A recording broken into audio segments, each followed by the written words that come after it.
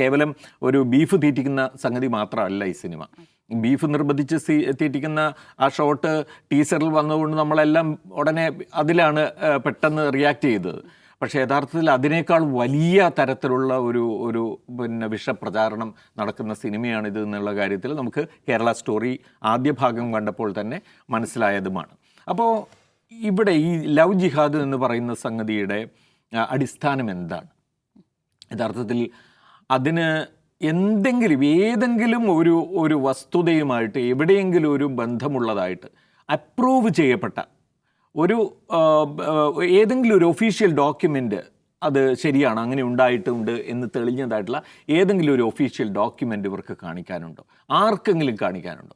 ഒന്നാമതായിട്ട് 2009 കാലഘട്ടത്തിൽ കേരള പോലീസ് തന്നെ അന്വേഷിച്ചതാണ്.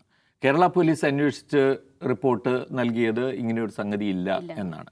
2018 ആകുമ്പോഴേക്കും NIA അന്വേഷിക്കുന്നുണ്ട്. NIA അന്വേഷിച്ച് നൽകിയ റിപ്പോർട്ടും ഇത് തന്നെയാണ്. 2020 പാർലമെൻറ്റിൽ ആഭ്യന്തര മന്ത്രാലയം പാർലമെൻറ്റിൽ നൽകിയ മറുപടി തെളിയിക്കപ്പെട്ട ഒരു കേസും ആ നിലയ്ക്കില്ല എന്നുള്ളതാണ്. അത് ഫോഴ്സ്ഫുള്ളായിട്ട് ഒരു ഹിന്ദു പെൺകുട്ടിയോ അല്ലെങ്കിൽ മറ്റേതെങ്കിലും മതത്തിലെ പെൺകുട്ടിയോ ഒരു മുസ്ലിം യുവാവിനെ പ്രേമിച്ച് വിവാഹം കഴിപ്പിക്കുന്ന ഒരു സംഗതി ഉണ്ടായിട്ടില്ല എന്നുള്ളത് തന്നെയാണ്.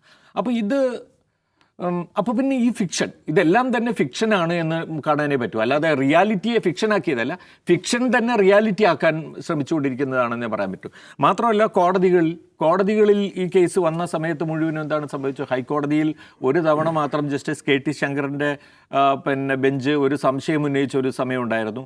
അതിനുശേഷം വന്നിട്ടുള്ള കേസുകളിലെല്ലാം ഇൻഡിവിജ്വൽ കേസുകളിൽ മുഴുവൻ ഇത് അങ്ങനെയല്ല നടന്നിട്ടുള്ളത്. ഹാദിയ കേസ് നമുക്ക് വളരെ പരിചയമുള്ള കേസാണ്. അതിലെല്ലാം ഹൈക്കോടതി ആ നിലപാടാണ് എടുത്തത്.